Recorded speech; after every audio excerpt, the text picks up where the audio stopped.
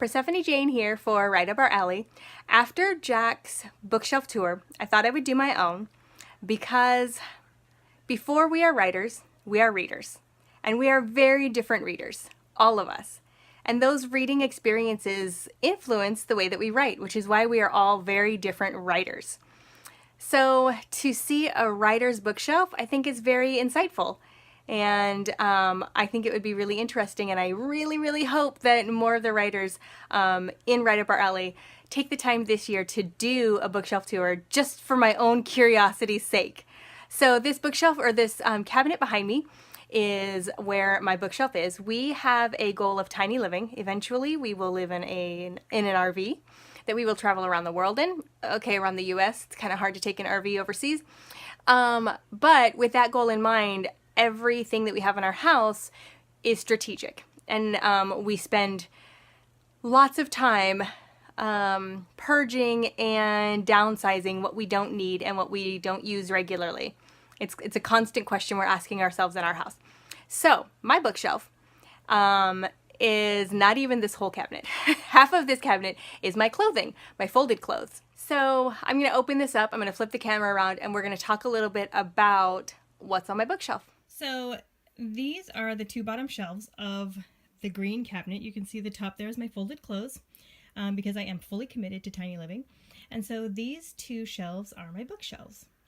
The top shelf is spiritual resources that I use for building ceremony and ritual for our family, and then some supplies for that. And so the second shelf here is where my personal reading and book research books go. You can see some Terry Pratchett and some Neil Gaiman that I am trying to get through. You know, I started listening to this one, Fragile Things, and then lost the audio copy, so I bought the book and haven't been able to pick it up again. It's on my list. Chris Colfer, we loved him in Glee, and when I found out he was writing books, I was like, are you kidding me? So of course I nabbed it up, and I'm excited to get that one started. Same thing with Richard Castle. My husband and I loved watching Castle, and the moment I realized they were writing the books that he was writing, I almost died laughing and scooped them up and brought them home immediately. Odd Thomas is another one that I loved the movie, and Anton Yelkin's performance was amazing, and so I wanted to kind of read it because, you know, the books are always better. And then some of my dragon research books. I went to Powell's almost a year ago and asked them for a book about dragons, specifically a realistic book about dragons. I wanted something about their history and their habits and their lifestyles, and they were like, yeah, we have that. And I said, of course you do. You're Powell's. And what I got was the Dragon Keeper's Handbook by Sean Mackenzie. And it was amazing. It was way better than I thought it would be, or that I expected it to be, because, you know, it's about dragons and it all has to be made up. So I was wildly pleased with it. It gave me so much fabulous information to work with and a lot of inspiration for things that I wanted to make different or change in my novel. And so I loved that. I also have some kind of like mythology dragon books that I've been collecting for that story. Next on the shelf is some unicorn research and mermaid research, because after writing the dragon story about my son, I was going to write a unicorn story about my daughter and a mermaid story about my youngest, who is literally a water baby.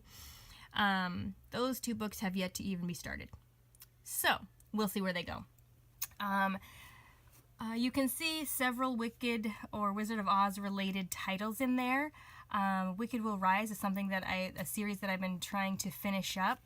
And then The Zen of Oz is a really great story. It kind of goes through the tenets of the Wizard of Oz and turns them into lessons in morality. And I think that's fabulous. Wicked will always be on my shelf. I have loaned that book out 3 or 4 times, and I always buy a new copy. I don't always read the new copy immediately, but it's always on my shelf. Same with Eco-Psychology. I tell everyone they should read it. It's a really great look on culture and how culture could shift for the better. The last one is the Jesus book, and as someone who was raised in the church, reading and listening to the Bible be spoken in Pidgin is fabulous and makes my heart happy. If you don't know what Pidgin is, it's the local English dialect in Hawaii. They spoke Hawaiian, obviously, and then when the different cultures started collecting there and settling there, all of the different Englishes from Hawaiian English and Chinese English and European English, they all kind of melded together and ended up making Pidgin. So it's a very, very interesting dialect to listen to. And when I saw that the Bible was translated into it, well, I scooped that up and had to have it too. So that's a look at my bookshelf. I hope that it's given you a little bit of insight into the differences in a writer's bookshelf or various writers' bookshelves, because again, we are readers before we are writers, and after we are writers, we do not stop being readers. Thanks for watching, guys. We'll see you next time.